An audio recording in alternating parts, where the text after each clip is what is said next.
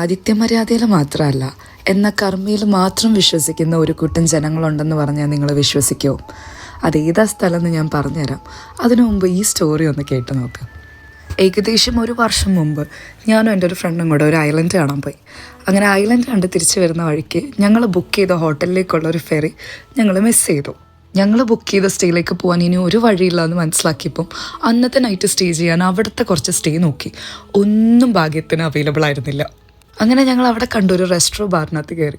അവിടെ ഓൾമോസ്റ്റ് എല്ലാവരും ഒരു 80 to 85 years ഓൾഡ് ആയ ആൾക്കാരായിരുന്നു. അങ്ങനെ ഞങ്ങളുടെ ടെൻഷൻ കണ്ട് ഞങ്ങളോട് ചോദിച്ചു എന്ത് പറ്റിയെന്ന്.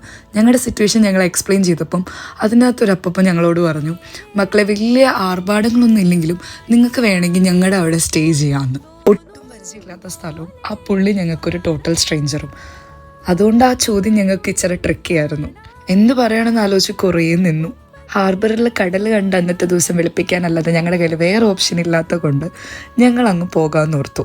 അന്ന് നൈറ്റ് സ്റ്റേ ചെയ്ത് ഞങ്ങൾ രാവിലെ എണീക്കുമ്പോൾ ഞങ്ങൾ കണ്ടത് ഞങ്ങൾക്ക് വേണ്ടി അപ്പച്ചൻ നല്ല കിടിലും ബ്രേക്ക്ഫാസ്റ്റ് ഉണ്ടാക്കി വെച്ചേക്കുന്നതാണ്. അങ്ങനെ തിരിച്ച് പിറ്റേ ദിവസത്തേക്കുള്ള ഫെറി പിടിക്കാൻ വേണ്ടി ഞങ്ങളെ ഹാർബറിൽ ഇറക്കി വിട്ടപ്പോൾ ഞങ്ങൾ ചോദിച്ചു, ഞങ്ങളുടെ കയ്യിൽ നിന്ന് കാശും വാങ്ങിച്ചില്ല, എന്നാൽ ഞങ്ങൾക്ക് തിരിച്ച് എന്താ ചെയ്തു തരാൻ പറ്റാമെന്ന്. അപ്പോൾ ആ അപ്പച്ചൻ പറഞ്ഞ കാര്യം എൻ്റെ ലൈഫ് തന്നെ മാറ്റിമറിച്ചു.